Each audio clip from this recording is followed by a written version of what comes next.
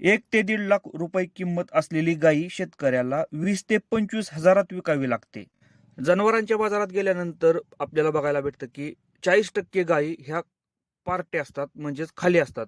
तर त्यामागचं कारण असतं की गायी राहत नाही, गायी हिटवर येत नाही, गायीचं अबॉर्शन झालेलं असतं, गायी रिपीट झालेली असते, 2-2 वर्ष गायी खाली असते. एक पावडर अशी आहे की त्या पावडरचा वापर जर आपण गोठ्यामध्ये कंटिन्यू केला तर असं प्रॉब्लेम शेतकऱ्याला गोठ्यामध्ये येत नाही. तर पण त्या पावडरची माहिती नसते, तीच म्हणजे मिनरल मिक्सचर पावडर. तर ती किती प्रमाणात गोठ्यामध्ये वापरायची अजून बऱ्याच शेतकऱ्यांना माहित नाही.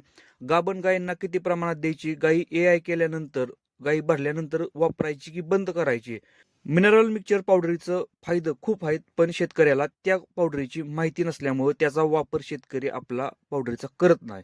दूध व्यवसायातील लहान लहान गोष्टींची माहिती जर आपल्याला पाहिजे असेल तर आत्ताच आपल्या चॅनलला सबस्क्राईब करायला विसरू नका.